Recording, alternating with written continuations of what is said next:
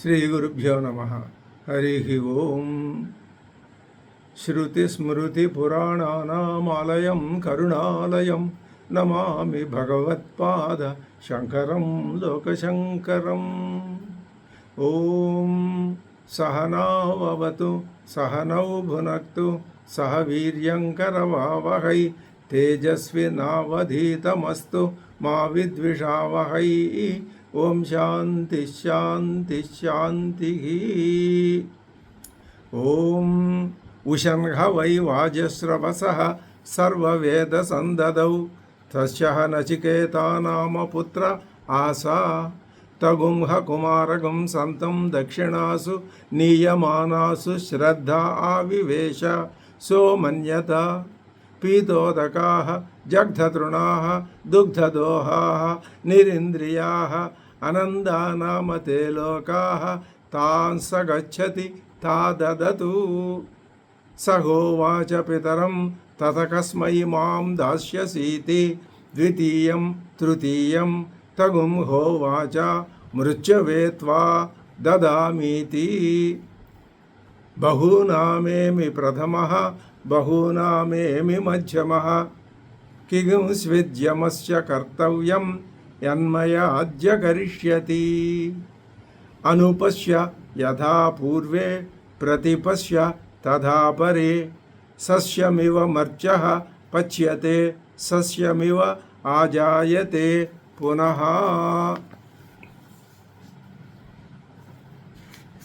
నూనం ప్రయోజనం అనపేక్ష్య ఏవ క్రోధవశాత్ ఉక్తవాన్ పితా. తండ్రి గారు నూనం తప్పనిసరిగా నిశ్చయంగా ప్రయోజనం అనపేక్ష ఏవ ఏ ప్రయోజనము లేకుండగానే క్రోధవశాత్తు అయితే ఆయనకి కోపం వచ్చింది. ఆ కోపానికి వశుడైపోయి ఉక్తవాన్ పిత. ఏమని ఉక్తవాన్ ఏమని చెప్పాడు అంటే మృత్యవే త్వా దదామీతి అన్నాడు కదా. ఈ నచికేతుడు మొదటిసారి రెండవసారి మూడవసారి నన్ను ఎవరికి ఇస్తావు అని అడిగేసరికి ఆయన క్రోధవశుడై మృత్యవే త్వా దదామి, నిన్ను ఆ మృత్యుదేవతకి ఇస్తాను అన్నాడు. అదే చెప్తున్నారు భగవత్పాదులు. తథాపి తత్ పితు వచో మృషా మాభూత్.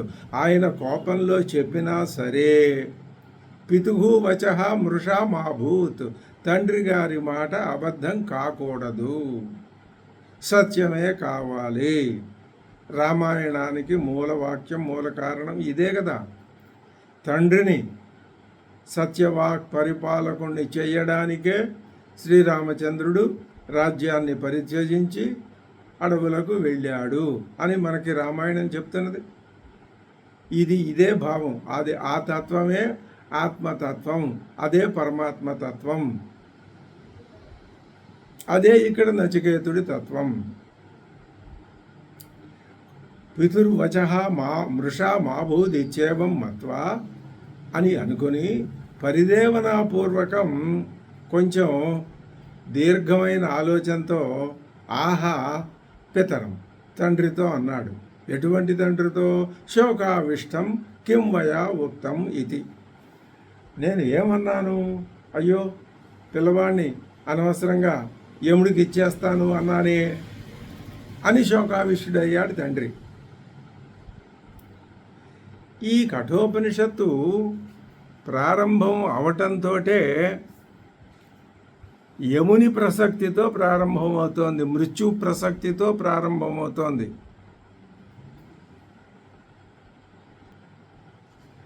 ఆ మృత్యువే కదా సమస్య మానవుడికి.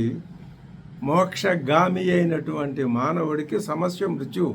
ఆ మృత్యువు యొక్క సమస్య పరిష్కారం అయిపోతే మోక్ష ప్రాప్తికి అడ్డం ఏది ఉండదు. లేకపోతే మృత్యువు యొక్క స్వభావం ఏమిటో తెలియకపోతే ఆ మృత్యువుకి లోబడిపోతే అలా ఎంతకాలం లోబడినా మోక్షానికి నోచుకోడు జీవుడు. కాబట్టి ఇప్పుడు మృత్యువు యొక్క ప్రసక్తితోనే ఈ ఉపనిషత్తు ప్రారంభం అవుతున్నది అని ఆలోచించి నచికేతుడు తండ్రితో ఒక మాట అంటున్నాడు. ఏమంటున్నట్ట? అనుపశ్య యథా పూర్వే ప్రతిపశ్య తథా అపరే సస్యమివ మర్త్యః పచ్యతే సస్యమివ ఆజాయతే పునః. మనిషి సస్యమివ మర్త్యః పచ్యతే, వేసిన పైరులాగా, పచ్యతే పచనం రైతు ఏం చేస్తాడు? వరి వేస్తాడు, లేదా మొక్కజొన్న వేస్తాడు, మరొకటి వేస్తాడు. ఆ పంటను శుభ్రంగా పెంచుతాడు. తర్వాత దాన్ని కోసి దాన్ని పచనం చేస్తాడు. దాన్ని తన సొంతం చేసుకుని తనకు ఉపయోగించుకుంటాడు.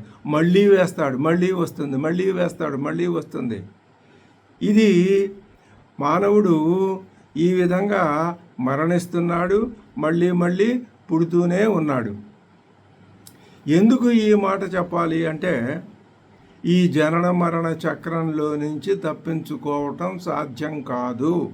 ఎప్పుడు అంటే నీ మనస్సు అసత్యంలోకి వెళ్ళినప్పుడు, అసత్యం వైపుకి మళ్ళినప్పుడు. అందుకనే ఇంత దృష్టితో తండ్రి మాట మృష కాకూడదు, అబద్ధం కాకూడదు అని నచికేతుడు తండ్రితో, తండ్రి అనుపశ్య అంటే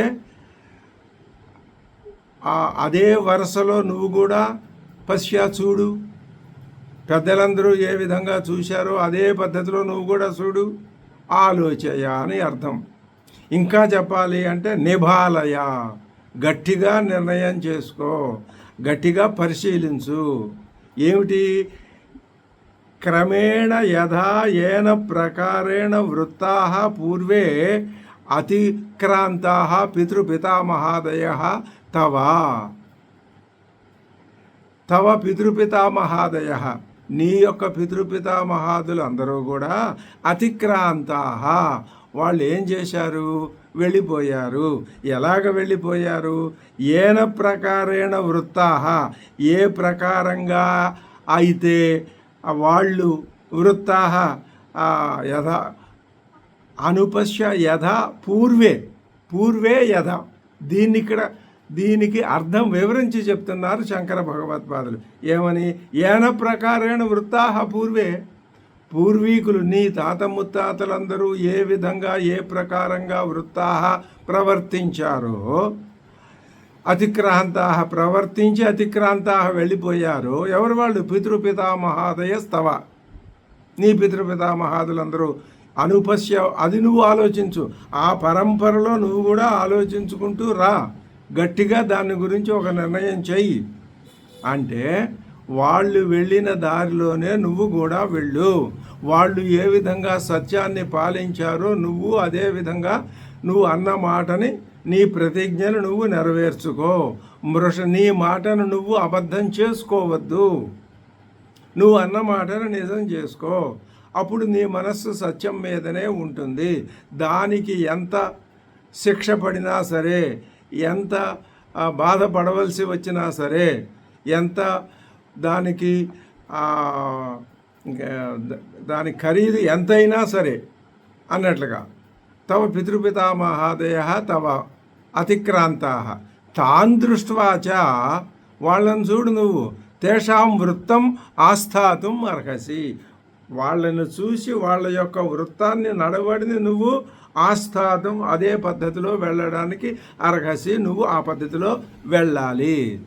ఇంకొకటి అంటే అనుపశ్య యథా పూర్వే, ఈ 4 మాటలకే అర్థం అది. నీ తాత ముత్తాతలు మృషావాదులు కాకుండా ఉండేందుకు, సత్యవాదులు అని అనిపించుకునేందుకు ఏ విధంగా ప్రవర్తించారో నువ్వు అదంతా అనుపశ్య, జాగ్రత్తగా గమనించు. తర్వాత ఇంకొక మాట చెప్తున్నారు, ప్రతిపశ్య వర్తమానస్య అపరే సాధవో యథా వర్తంతే తాంచ ప్రతిపశ్య. అనుపశ్య ప్రతిపశ్య అంటే ఇక్కడ ఇప్పుడు వర్తమానంలో, ఈ కాలంలో ప్రతిపశ్య, ప్రతి విషయాన్ని, ప్రతి వ్యక్తిని, ప్రతిదాన్ని జాగ్రత్తగా గమనించుకుంటూ ఉండు. అక్కడ అయిపోయింది కదా, జాగ్రత్తగా గమనించడానికి ఏం లేదు కదా అనటం కాదు. అనుపశ్య, అనుసరించి ఒకళ్ళ తర్వాత ఒకళ్ళు ఏ విధంగా జరిగిందో అది నువ్వు గమనించుకుంటూ ఉండు. ఇక్కడ ప్రతిపశ్య, జాగ్రత్తగా పరిశీలించి చూడు, ఆలోచయ ఏమిటి తథా అదే విధంగా ఆలోచించు. అంతే తప్ప నచతేషు మృషాకరణం వృత్తం వర్తమానం వా అస్తి.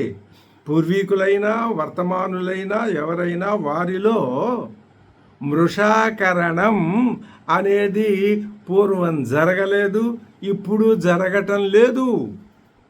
నువ్వు గనక నీ మాటని అబద్ధం చేసుకుని నన్ను మృత్యుదేవతకి ఇవ్వకుండా మానేశావు అనుకో, నువ్వు ఒక్కడివి. నీ పూర్వీకుల్లో వర్తమానంలో ఉన్న వాళ్ళల్లో నీ పూర్వీకులు అంటే వీళ్ళు వర్తమానంలో ఉన్నవాళ్ళు నీ బంధువులా, వాళ్ళు నీ బంధువులా. నీ పూర్వీకులు అంటే కేవలం నీ వంశంలో నీకంటే ముందు పుట్టిన వాళ్ళని కాదు, పెద్దలనే అర్థం. మహానుభావులు, మహాజనో ఏన గతస్స పంథా. మహాజనులంతా ఏ పద్ధతిలో వెళ్ళారో అదే పంథా మార్గం. కాబట్టి అనుపశ్య యథా పూర్వే ప్రతిపశ్య తథా అపరే. పూర్వులు కానివారు ప్రస్తుతం ఉన్నవారు వీళ్ళు. నచతేషు మృషాకరణం వృత్తం వర్తమానం వా అస్తి.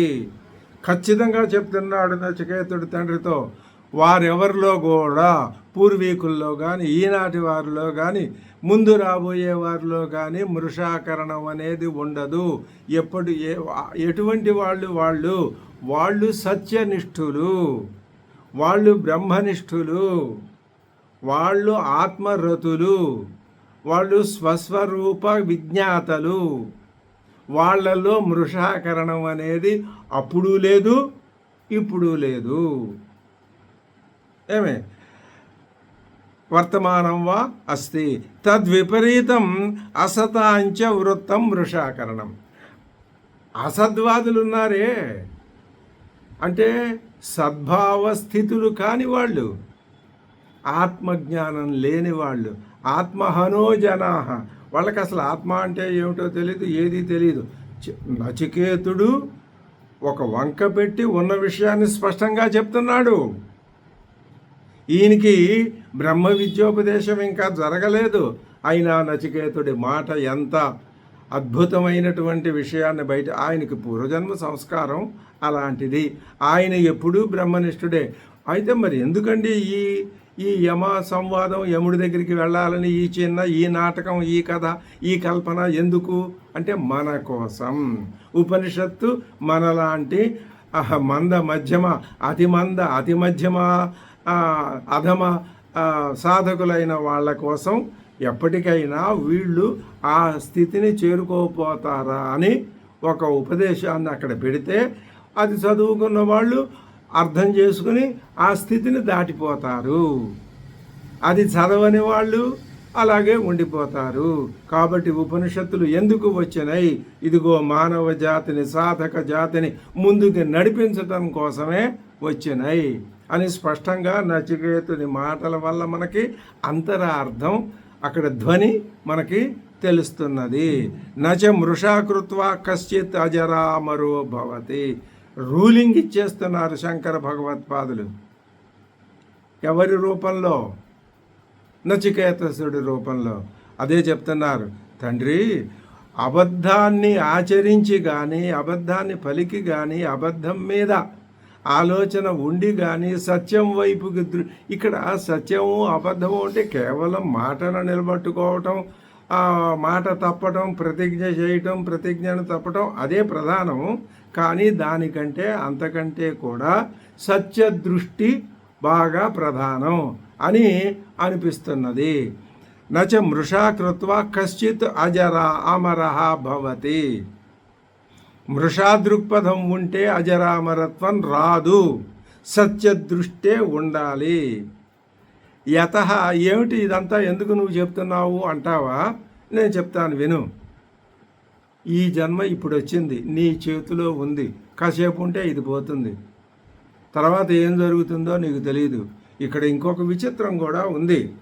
ఆలోచించే శక్తి, నీ ఇంద్రియాలని శాసించే శక్తి, నీ మనస్సుని సంకల్ప వికల్పాల నుంచి నివర్తించి కేనోపనిషత్తు చెప్పినట్లుగా ఆ సంకల్ప వికల్పాలకు సాక్షిభూతంగా ఉండి దీన్నంతటినీ ఏం నడిపిస్తున్నదో తెలుసుకో అనే శక్తి ఆలోచన నీలోనే ఉన్నది. ఈ ఉపాధి నీకు ఇచ్చిన వరం అది. ఈ ఉపాధిని నువ్వు ఈ విధంగా ఉపయోగించుకో. లేదంటావా, ఉపయోగించుకోకపోయావా, ఇలాంటి ఉపాధి వస్తుందో ఇంకా ఇంతకంటే తక్కువ ఉపాధి వస్తుందో. తక్కువ ఉపాధులు అంటే జంతు జన్మ కావచ్చు, మరొకటి చెప్పారు ఇంతకుముందు, అవన్నీ కావచ్చును. అయితే ఏమవుతుంది, అక్కడి నుంచి మళ్ళీ ప్రస్థానం మొదలు పెట్టాలి. ఇక్కడ దాకా వచ్చావు నువ్వు, ఆనందం. ఇక వెనక్కి వెళ్ళకు. మృషా దృష్టి ఏర్పడితే వెనక్కి పెడతావు. ఈ శాపం ఏం కాదు. మృషా దృష్టి కలిగితే వెనక్కి కింద పడతావు. ఎన్ని ఆపదలు వచ్చినా, ఎంత బాధ కలిగినా ఆ సత్య దృష్టినే పట్టుకొని విరాలాడితే ఇంకొక అడుగు ముందుకెడతావు. అది మనలాంటి సాధకులు ఉపనిషత్తు విద్యని నిత్యము చదువుకోవటం, శ్రవణం చేయటం, మననం చేయటం, నిధిధ్యాసనం చేయటం వల్ల మనం పొందగోరినటువంటి ప్రయోజనం అది. అంతే తప్ప లౌకికమైన ప్రయోజనాల్ని ఆశించి ఏదో పుణ్యం వస్తుందని, పురుషార్థం వస్తుందని, అలాగా లేకపోతే సంపదలు, సిరి సంపదలు, ఆయుర ఆరోగ్య ఐశ్వర్య సమృద్ధి అంతా కలుగుతుందని కాదు. అయితే అది కూడా ప్రయోజనం ఉండవచ్చు. ఎందుకని? సత్యం యొక్క నీ యొక్క సద్వర్తన మహిమ ఎక్కువైతే ప్రారబ్ధం అది కొంచెం వాయిదా పడుతుంది. ప్రారబ్ధం వాయిదా పడదు, కానీ దేనికైనా అవకాశం ఉండొచ్చు. ఆ ప్రారబ్ధమే ఇంకొంచెం ముందుకు నేను తీసుకుని వెళ్ళవచ్చు. ఎవరు చెప్పగలరు? అంటే ఇంకొంచెం ఆయువు పెరగచ్చు. ఆ పెరిగిన ఆయువును నువ్వేం చేయాలి? ఇందుకోసం ఉపయోగించుకోవాలి. అంత దూరదృష్టితో పెట్టుకొని ఏమంటున్నాడు నచికేతుడు? యతః, ఎందువల్ల నేను ఈ మాటలు చెప్తున్నానో తెలుసా? సస్యమివ మర్త్యః మనుష్యః పచ్యతే జీర్ణః మ్రియతే. పంట వేశాడు పెరిగింది, కోశాడు పోయింది. అదేవిధంగా మానవుడు పంట చేలో పంటలాగా పుడుతున్నాడు, పెరుగుతున్నాడు, పోతున్నాడు. మళ్ళీ అదే. మృత్వాచ సస్యమివ సస్యమివ మృత్వా, పంటలాగా చనిపోయి ఆజాయతే ఆవిర్భవతి పునః, మళ్ళీ పుట్టుకొస్తున్నాడు. ఏవం అనిత్యే జీవలోకే కిం వృషాకరణేనా? నీకు అర్థం కావట్లేదా? ఇప్పుడు జీవితం పుట్టుకొస్తున్నాడు, పోతున్నాడు. ఇది కాబట్టి దీన్ని ఏమన్నాం? అనిత్యం అన్నాం. ఎంత అద్భుతమైనటువంటి దృష్టాంతం చెప్పింది ఉపనిషత్తు. సస్యమివ మర్త్యః పచ్యతే సస్యమివ ఆజాయతే పునః. ఇది అనిత్యత్వానికి గుర్తు. పోతే పోయావులండి, మళ్ళీ పుడతాం కదా. ఏం పుడతావు? అదే మాట ఇందాక చెప్పుకుంది. ఏం పుడతావో నీకో తెలియదు, ఎలా పుడతావో నీకే తెలియదు. నీకే కాదు, ఎంతటి మహానుభావులకైనా, మహారాజు అయినా, సార్వభౌముడైనా, కోటీశ్వరుడైనా, ఒక 50 డిగ్రీలున్నా, గొప్ప పాండిత్యం ఉన్న, 4 వేదాలని కలిపి నూరి తాగేసిన ఎటువంటి వాళ్ళకే అర్థం కాదు. ఒక్క అద్వైతికే తెలుస్తుంది. అద్వైతికి తెలుస్తుంది అంటే అద్వైతంలో బాగా ఆ అనుభవం సంపాదించినటువంటి స్థిరమైనటువంటి దీక్ష కలిగిన వాళ్ళకి ఆ దృష్టి ఉంటుంది అని అనుకోవటంలో దోషం ఉండదు. ఏవం అనిత్య జీవులోకే కిం వృషాకరణేనా? ఇటువంటి అనిత్యమైన పరిస్థితుల్లో ఎందుకయ్యా అబద్ధం వద్దు అనేదాన్ని 2 రకాలుగా. ఈ జీవలోకమా అనిత్యం, రెండవది నీ పూర్వీకులు చూడు ఎంత చక్కగా సత్యాన్ని ఆచరించి వెళ్ళిపోయారు. నువ్వు కూడా అలా వెళ్ళిపో. ఎందుకు ఈ మృషాకరణం? ఇదంతా ఎందుకు చెప్తున్నాడు నచికేతుడు తండ్రితో? ఆయన సర్లేపో ఇంటికి వెళ్ళు, మళ్ళీ ఈ దగ్గరికి రాకు అని కోపడి పంపించేస్తే ఇప్పుడు తను యమలోకానికి వెళ్ళే ఆస్కారం ఉండదు.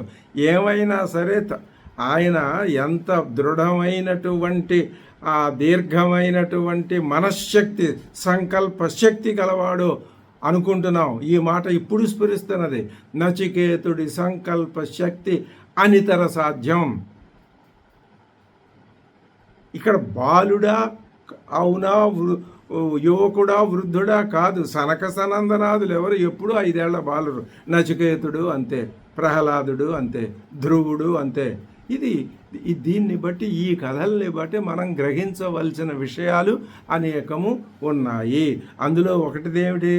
ఏవం అనిచ్చే జీవలోకే కిం వృషాకరణేనా. ఎందుకయ్యా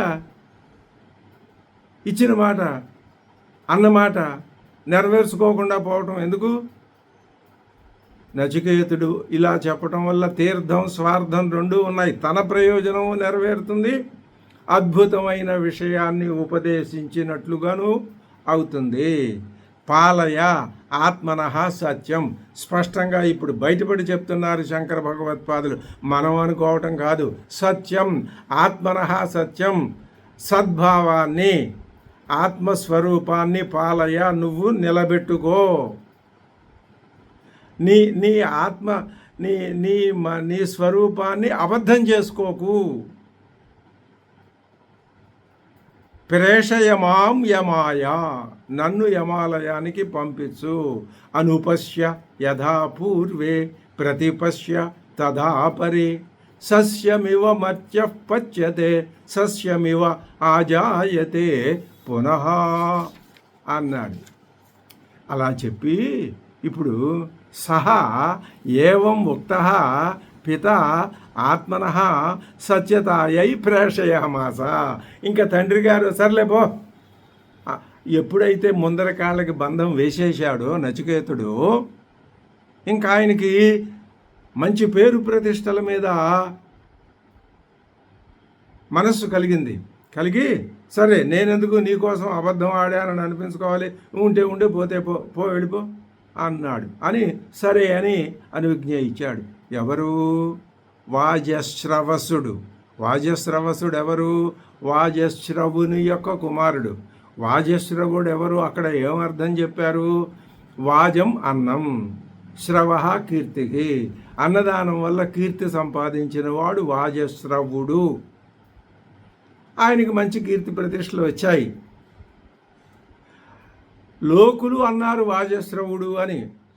అన్నారు, అనలేదు అనుకోండి, పోనీ ఎవరు వాళ్ళ రూఢత తండ్రి గారే ఆ పేరు పెట్టాడు అనుకోండి. ఎలా అయితేనే ఆయన కొడుకు వాజశ్రవసుడు అంటే ఈయనకి తండ్రి గారు, ఈయనకి వాజశ్రవసుడు అని తండ్రే పెట్టాడేమో. ఈయన గౌతముడు ఈయన పేరు.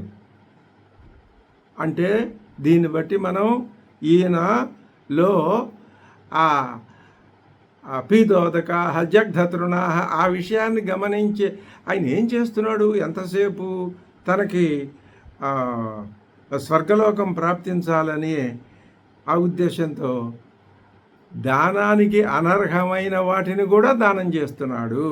అది తప్పని ఆ దోషం తండ్రి పట్ల పోవాలి అని తనని తాను దానం ఇప్పించుకుంటున్నాడు నచికేతుడు. ఈ నచికేతుని ప్రవర్తన వల్ల, నచికేతుని యొక్క ఆలోచన విధానం వల్ల ఇక్కడ మనకి మొట్టమొదట సత్య మహిమ ఏమిటో తెలిసింది. ఏమిటా సత్యమహిమ అంటే నచ మృషాకృత్వ కశ్చిత్ అజరామరో భవతి. అద్భుతమైన స్టేట్మెంట్, వాక్యం. నచ మృషాకృత్వ, మనస్సులో అసత్య భావన ఉంటే, అసద్భావం ఉంటే, అంటే అనాత్మజ్ఞానం ఉంటే అక్కడ అప్పుడు అతడికి అజరామరుడు కాలేడు. అందుకని తండ్రి ఏం చేశాడు? ఇప్పుడు వాజశ్రవసుడు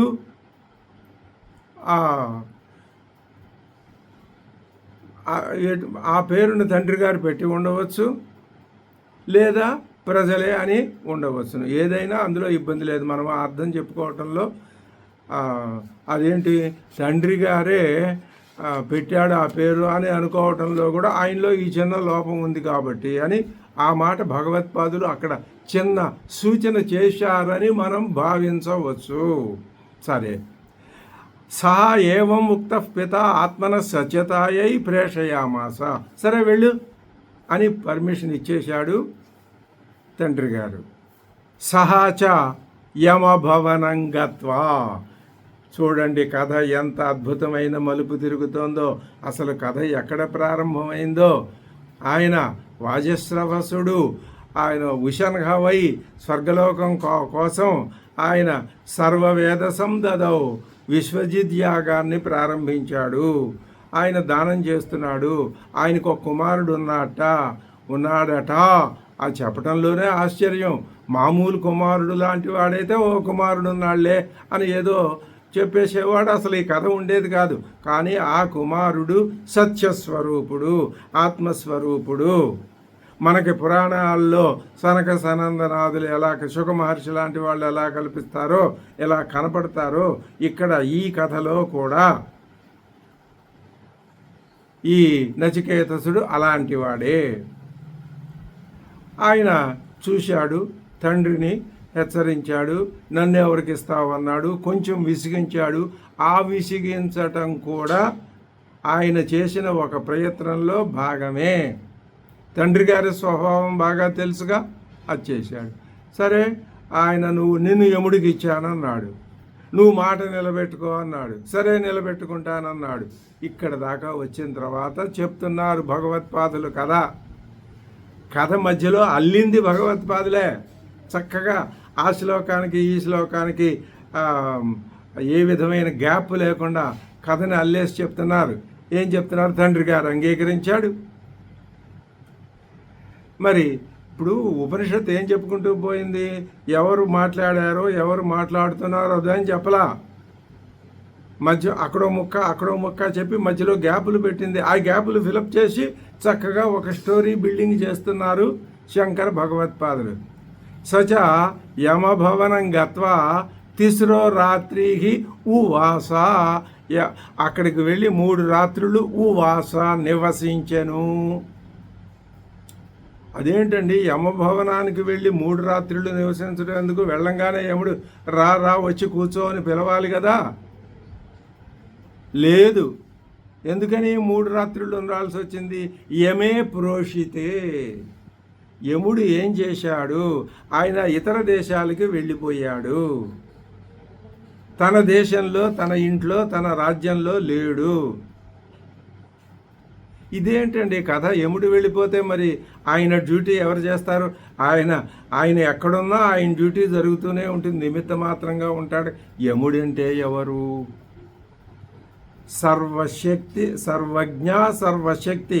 ఆ సర్వశక్తిలో భాగమే ఈ యముడు, ఇంద్రుడు, దిక్పాలకులు, ఈ మొదలైన వీళ్ళంతా, ఈ సృష్టి అంతా, ఈ గ్రహ నక్షత్ర తారకాదులంతా, ఈ మానవులు అనుకున్న మనమంతా, ఉపాధులు ధరించిన మనమంతా కూడా ఆ సర్వశక్తిలో భాగమే. ఆ సర్వశక్తి, సర్వజ్ఞమైన సర్వశక్తి అలా ఉండటం మూలానే ఇవన్నీ జరుగుతున్నాయి అని కేనోపనిషత్తు మనకి స్పష్టంగా రుజువు చేసింది. ఇంకా మనకు వేరే రుజువులు అక్కర్లేదు. యముడు ఇతర దేశాలకు వెళితే సరే, ఆ ప్రోష్య ఆ ఇతర దేశాలకు వెళ్ళి ఆగతం యమం, ఆ యముడితో అమాత్యాహ ఆయన మంత్రులు కానీ, భార్యాహ వా లేదా ఆయన భార్యలు కానీ ఊచుహు చెప్పారట. అంటే బోధయంత. ఏమని?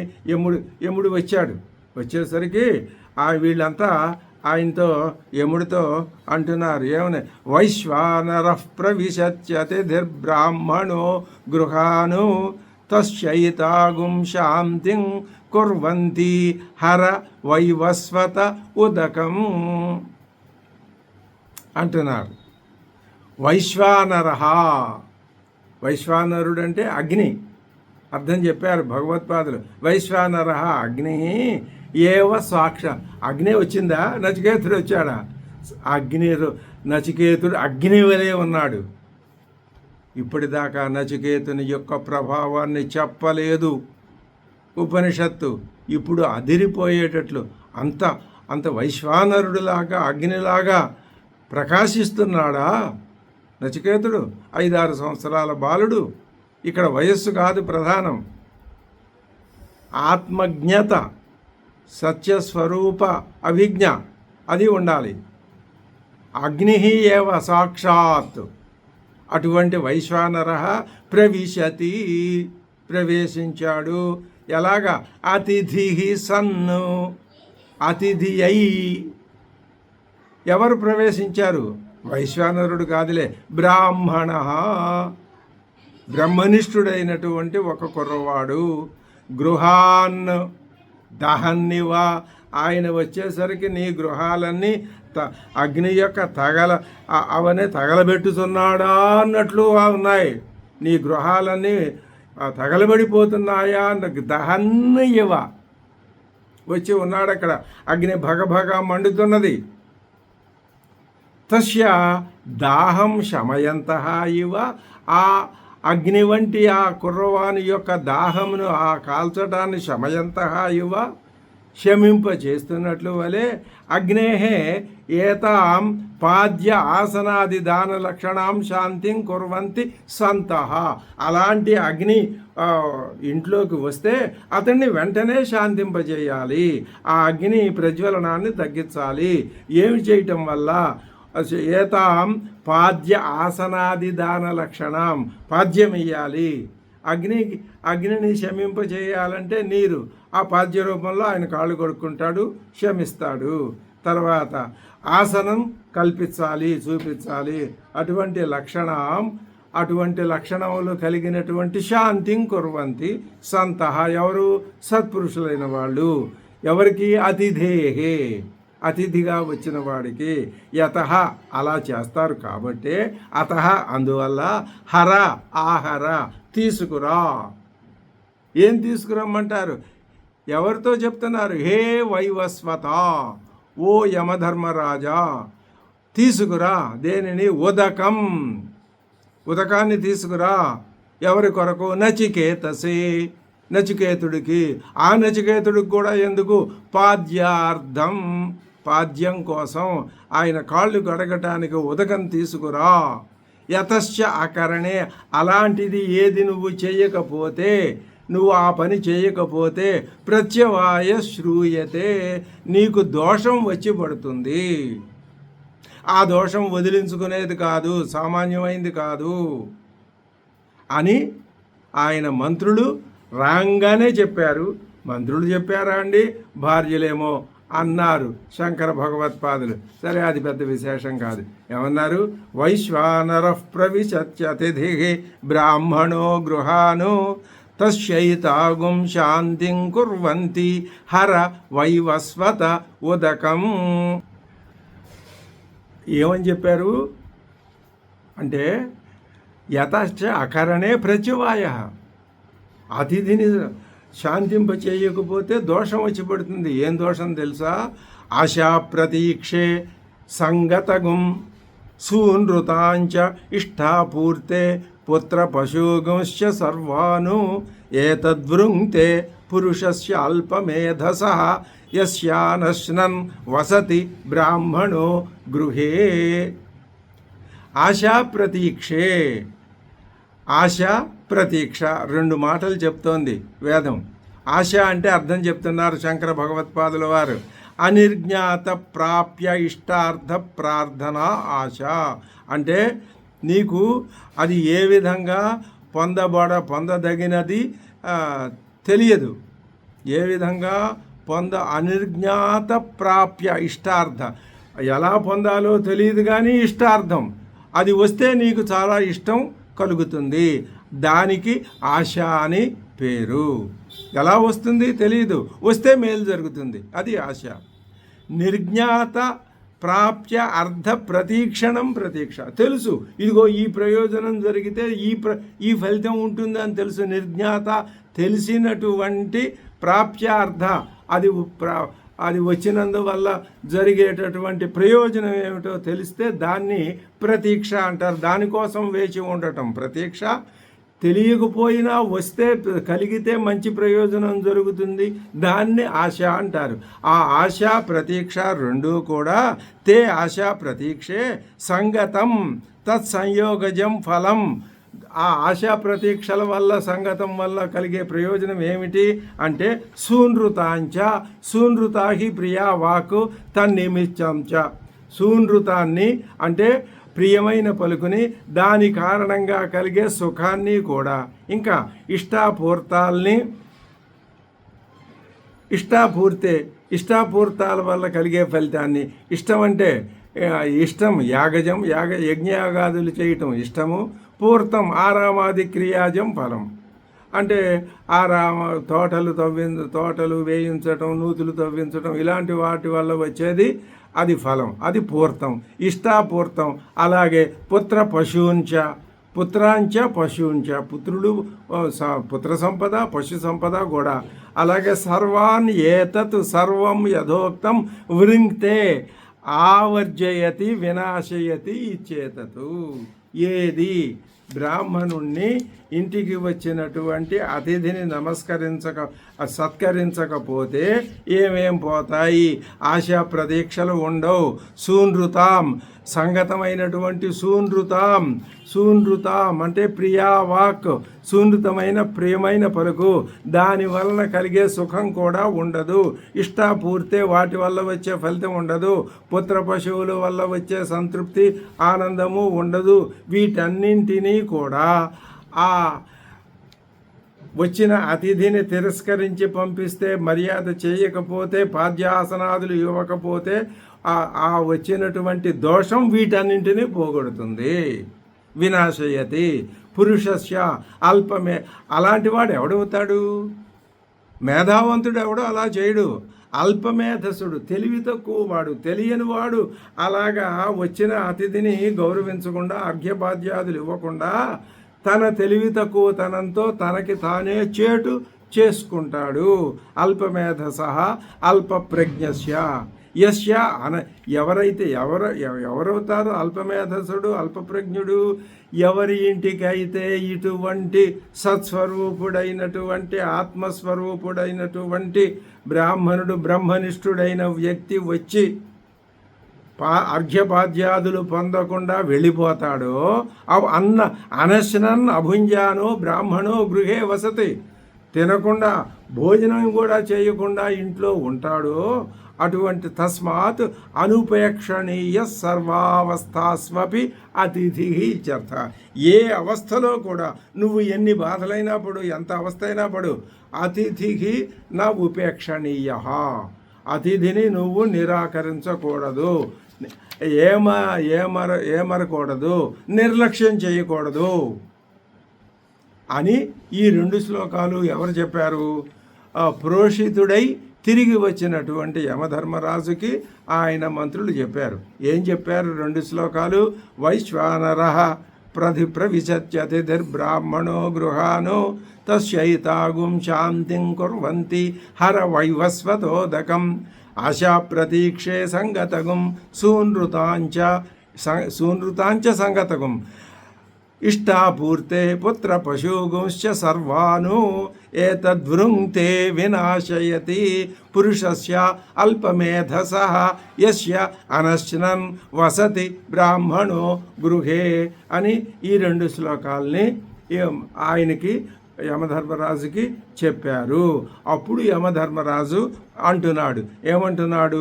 తిస్రో రాత్రిర్యదవాత్సీర్గృహే మేనశ్నన్ బ్రహ్మన్ అతిథిర్నమస్యః నమస్తేస్తు బ్రహ్మన్ స్వస్తి మేస్తు తస్మాత్ ప్రతిత్రేన్ వరాన్ వృణేష్వా అన్నాడు.